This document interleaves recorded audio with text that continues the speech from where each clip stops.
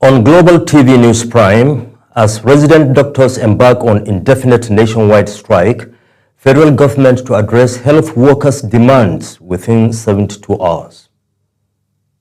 In business, Power Minister says 10,000 megawatts locked up in idle plants. On the foreign scene, Tanzania's opposition calls for UN ICC probe after bloody election. And in sports, Rivers United stun NPFL leaders, Nasarawa United 1-0. Hello and welcome to all our viewers in Nigeria and around the world to News Prime on Global Television, coming to you live from the nation's capital, Abuja. I am Shehu Said. A quick reminder that Global Television is on DSTV channel 365 and StarTimes channel 276. And now the news. The presidency says President Bola Tinubu is well ahead of the orchestrated game unfolding in America following threats by U.S. President Donald Trump to take action over alleged anti-Christian violence in Nigeria. In a statement, Presidential aide Bayo Onanuga said Tinubu had already taken decisive security steps by reshuffling the military leadership and demanding results from the new service chiefs, while urging innovation and use of technology to tackle emerging threats. Meanwhile, presidential spokesman Daniel Bwala confirmed that President Tinubu and Trump are expected to meet soon, either in Abuja or Washington, to discuss the claims of Christian genocide and reaffirm both leaders' commitment to combating terrorism and strengthening bilateral ties. Federal government has announced plans to release 11.9 billion naira within 72 hours to settle part of the salary and allowance arrears owed to medical professionals. The announcement comes hours after the National Association of Resident Doctors began an indefinite strike over what it described as the government's failure to meet its demands. Head of Information and Public Relations at the Federal Ministry of Health and Social Welfare, Alaba Balogun, confirmed the development in a statement on Saturday. The Imo State Judiciary has commenced the 2025-2026 legal year with a strong call for judicial reforms, improved welfare for judges, and renewed confidence in the justice system. Our correspondent Amarachi Ibe reports from Owerri. It was a solemn yet symbolic ceremony at the Justice Oputa High Court Complex, Owerri, as members of the bench, the bar, and top government officials converged to mark the new legal year with the theme Rekindling Judicial Excellence, the bar, the bench, and the burden of restoration. Governor Hope Uzodinma, represented by his deputy Chinyere Komaro, reaffirmed his administration's commitment to upholding judicial independence and ensuring better working conditions for judicial workers. Restoring judicial excellence is a task that must be accomplished urgently. A lot of people are resorting to self-help, and impunity is growing in the land because the populace are losing faith in the machinery for administration of justice. The acting Chief Judge of Imo State, Justice Ijeoma Agogua, in her keynote address, reflected on the history and essence of legal year tradition. She called for modernization of court processes through digitalization, improved infrastructure, and stronger protection of citizens' rights. The chairman of the Nigerian Bar Association, Owerri Branch, Barrister Chris Ihentuge, emphasized cooperation between the bench and the bar and appealed for the resumption of Monday court sittings to ease case congestion. Let us together build a justice system where the poor can walk into court without fear, where judgments are delivered promptly, and where every arm of government operates in its constitutional space with mutual respect. Also speaking, the chairman of the Body of Senior Advocates of Nigeria, Imo State, Chief Mike Ahamba San, commended the judiciary's resilience, and urged continued courage in defending the rule of law. The ceremony ended with renewed commitment from all stakeholders to strengthen justice delivery and uphold the ideas of fairness, integrity, and judicial excellence. From Owerri, Amarachi Ibe, reporting for Global TV News. Back here in Abuja, residents are lamenting over the unprecedented hardship as rental prices surge. Tenants report staggering price increase in the housing sector as the cost of living has taken a new turn.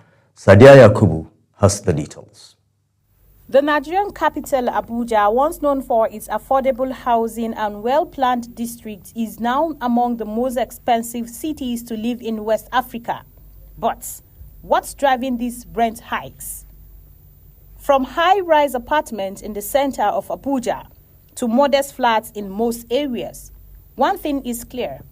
Rent and property prices have skyrocketed, rising by more than 100% in some areas in less than 2 years. Nigerians attribute the rent on inflation and naira devaluation, which have pushed the cost of building materials to record highs. High cost of building materials in the market. A bag of cement was sold last 2 years for 4,500 and or even less. But now we are getting it for almost 10,000 naira. At least with that, you will see that the cost of building houses now in Abuja is very, very on the high side. Now that things are very expensive, things are on the high side in the market. You get, like you say, okay, I just start building that property now and I'm going to buy cement. Cement is like, okay, on the high side, and then all these materials, building materials are high. But these properties, you've made gain because it has been there for ages. So now what's the main reason? I just want to understand, what is the main reason that landlords and caretakers are increasing the price? There you have it, mixed reactions trailing the surge in affording a rent in the nation's capital. The appeal is for the government to intervene, especially in the satellite towns for the citizenry. Sadia Yakubu, Global Television.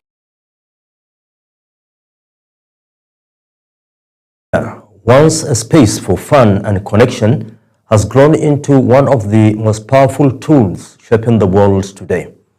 But with that influence comes consequence. From empowering small businesses to affecting mental health, social media is changing how people think, live, and interact, both for better and worse.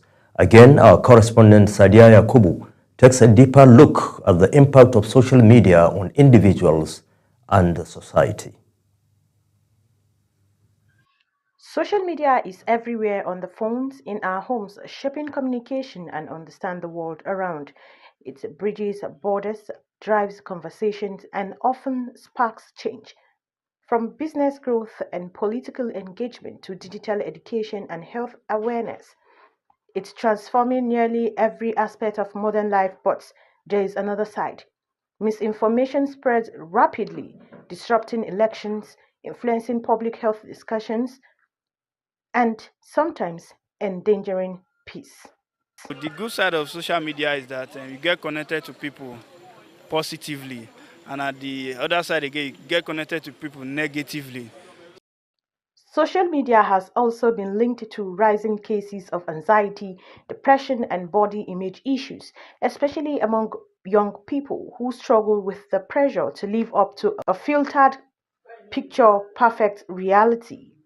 It has impacted the world positively, created businesses, created the interconnection between people, and made people more better off.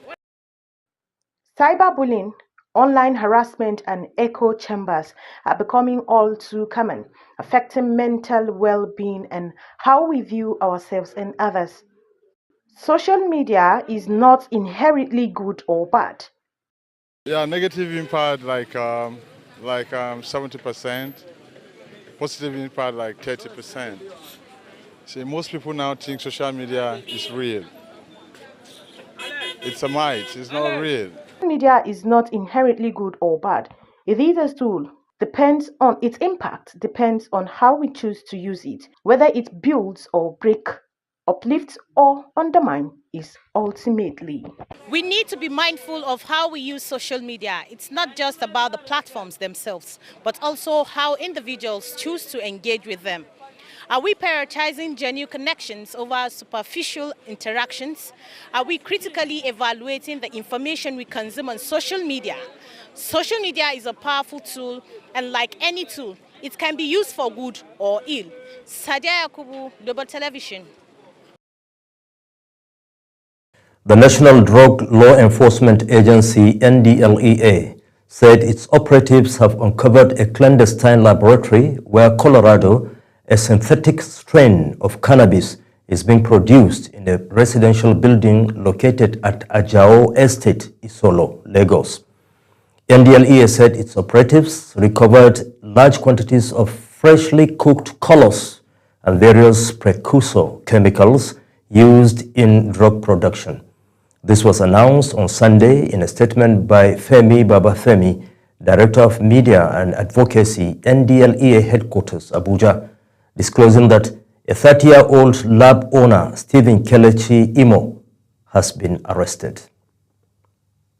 And in a related development, the National Agency for Food, Drug Administration and Control, NAFDAC, says it has destroyed no fewer than 80 containers of fake and substandard medicines and foods as part of its nationwide enforcement drive.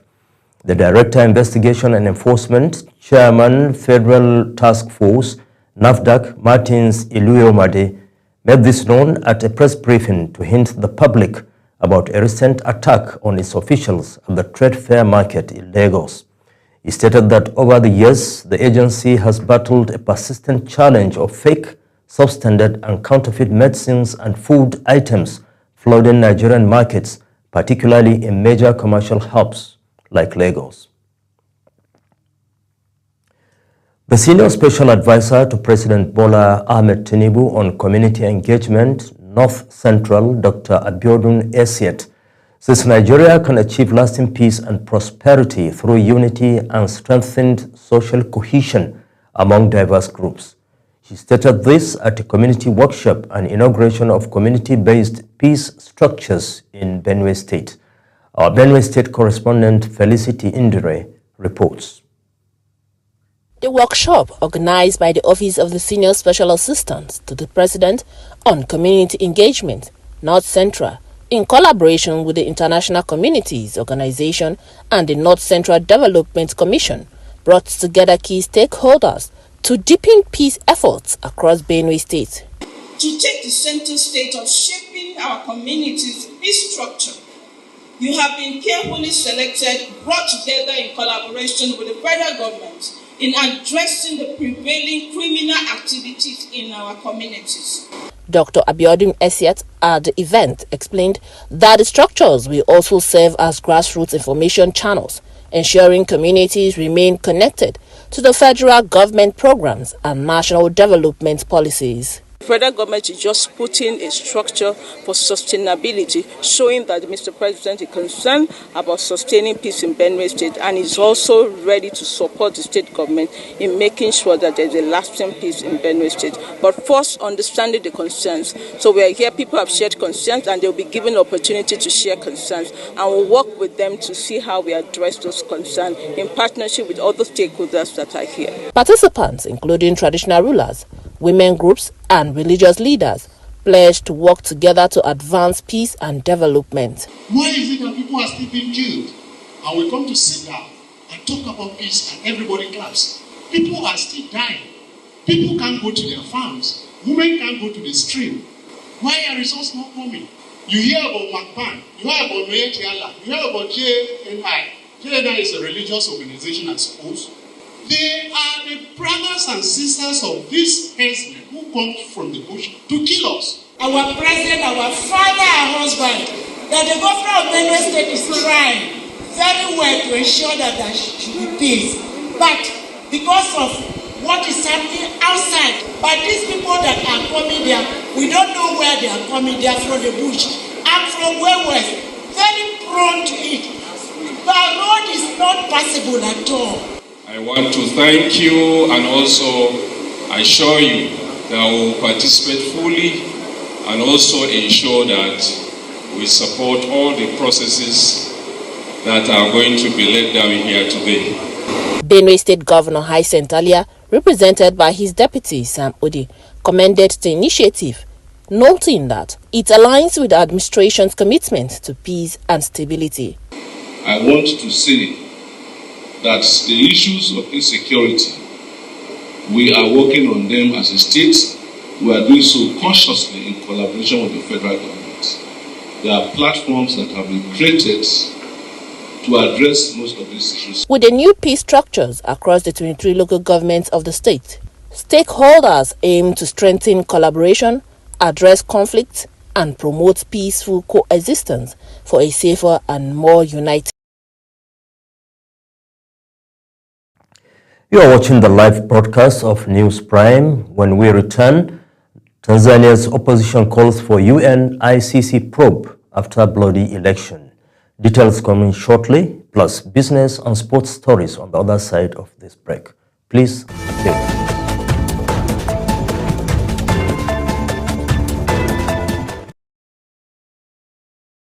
Business, despite the country's persistent lack of electricity, over 10,000 megawatts of electricity are being wasted across different idle plants scattered across the country.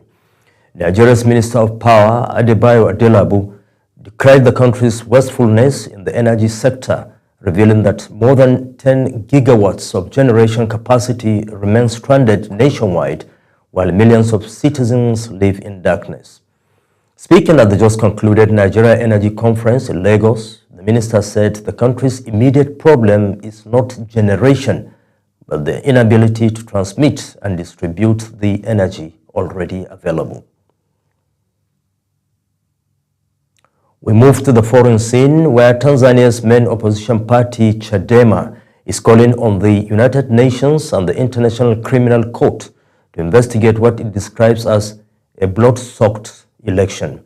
President Samia Suluhu Hassan has been declared winner with nearly 98% of the vote, but the opposition claims hundreds were killed in a violent government crackdown. Mukhtar Qasim has the details.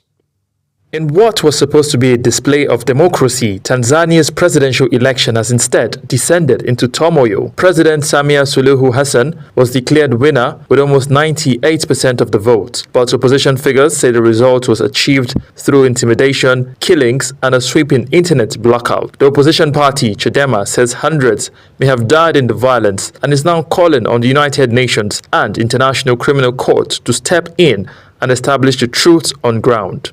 Across several Tanzanian cities, crowds have taken to the streets, demanding justice as the government continues to clamp down on dissent. President Samia Suluhu has not been elected because there was no election in Tanzania on 29th. People were on the streets protesting the fraud staged elections. People were on the streets refusing to be taken for granted by the current regime. And therefore, what has been announced yesterday is completely illegitimate, and therefore Samia Suluhu Hassan is an illegitimate president of Tanzania. She should not be recognized by anyone in the world as president of Tanzania, because right now Tanzanians have not done election, they have not elected anyone to lead them. President Hassan, who has condemned the protest, insists the security measures are meant to maintain peace and order, but with international concerns mounting and the opposition pushing for accountability, Tanzania's post-election crisis appears far from over. Mukhtar Qasim, reporting for Global Television News. Still on the African continent, at least 21 people have been confirmed dead and more than 30 others are still missing after a devastating landslide hit western Kenya overnight. The tragedy occurred in Marakwet East following heavy rainfall that triggered flash floods and mudslides across the region. Again, correspondent Mukhtar Qasim reports. Massive torrents of water swept through villages in Marakwet East, flattening homes and destroying farmlands. Authorities say the landslide began in the early hours of Saturday, catching many residents in their sleep. Search and rescue teams, including volunteers and emergency responders, walked through the morning to recover bodies and locate survivors. Kenya's Interior Minister confirmed the loss of 21 lives and said over 30 people remain unaccounted for. He announced that the operation was suspended overnight due to poor visibility, but will resume at daybreak. The Kenyan Red Cross has shared aerial images showing the widespread scale of destruction, with mudslides and flash floods stretching over vast areas. Emergency shelters have been set up for displaced families as rescue teams intensify efforts to reach cut-out communities. Authorities are appealing to residents living on steep slopes to relocate immediately as the rain continues. Kenya's government says preventing further tragedy is now the top priority. As rescue operations continue, families across the Marakwet East are left counting their losses, hoping for answers, and mourning loved ones lost to nature's fury. Mukhtar Qasim, reporting for Global Television News. We cross over to Europe, where British police are investigating a mass stabbing aboard a London-bound train on Saturday night. Several passengers were injured and 2 suspects were arrested. Authorities say there's nothing to suggest terrorism. Again, our foreign desk correspondent Mukhtar Qasim reports. The attack happened around 7:40 p.m. on a train from Doncaster to London's King's Cross. The train made an emergency stop at Huntingdon Station, where armed officers quickly boarded and detained 2 men within minutes. 10 people were hospitalized, though most have now been released. 2 victims remain in critical condition. Is here good, ladies and gents? A bit closer. Good. 10 people were taken to hospital by ambulance, and another person self-presented later that evening. While 9 were initially believed to have life-threatening injuries, following assessment and treatment, 4, thankful to say, have been discharged. However, 2 patients remain in a life-threatening condition. British Transport Police declared a major incident yesterday, and counter-terrorism policing were initially supporting our investigation. However, at this stage, there is nothing to suggest that this is a terrorist incident. Police confirmed both suspects were born in the United Kingdom and appealed for calm amidst false claims circulating online. Prime Minister Keir Starmer called the attack deeply concerning, while King Charles said he was appalled and shocked. Train services through Huntingdon remain disrupted as investigations continue. Knife crimes have surged across England and Wales in recent years, fueling public concern and prompting call for tougher laws and community engagement. Mukhtar Qasim, reporting for Global Television News. Sports news now. In a stunning upset, Rivers United have defeated the Nigeria Premier Football League leaders, Nasarawa United, 1-0 at home, with the only goal scored in the 45th minute by Timothy Zakaria. The win holds Nasarawa's momentum and gives Rivers United renewed hope of breaking into the top tier, while the title-chasing Solid Miners face fresh questions about their consistency. And away in Europe, Wolves have dismissed head coach Vitor Pereira following a dismal start to the Premier League season, with the team failing to win any of their opening 10 games and collecting just 2 points. The Portuguese manager, who signed a new 3-year deal in September after steering Wolves to safety last season, leaves the club bottom of the table and 8 points adrift of safety, following a 3-0 defeat to Fulham. Pereira's exit comes amid mounting fan frustration over poor performances, key player departures, and what supporters describe as a lack of investment from the club's Chinese owners. And as Global TV News Prime comes to an end, here's a recap of our top stories. We told you that the federal government has announced plans to release 11.9 billion naira within 72 hours to settle part of the salary and allowance arrears owed to medical professionals. And in business, despite the country's persistent lack of electricity, over 10,000 megawatts of electricity are being wasted across different idle plants scattered across the country. And when we went to the foreign scene, Tanzania's main opposition party, Chadema, is calling on the United Nations and the International Criminal Court to investigate what it describes as a blood-soaked election. And when we touched on sports, in a stunning upset, Rivers United have defeated the Nigeria Premier Football League leaders, Nasarawa United, 1-0 at home. And that's it on Global TV News Prime Time. A quick reminder that Global TV is on DSTV channel 365 and StarTimes channel 276. Kindly follow us across all our social media platforms now showing on your screen using @GlobalTVNG. I am Shehu Said saying have a good night rest and have a productive working week.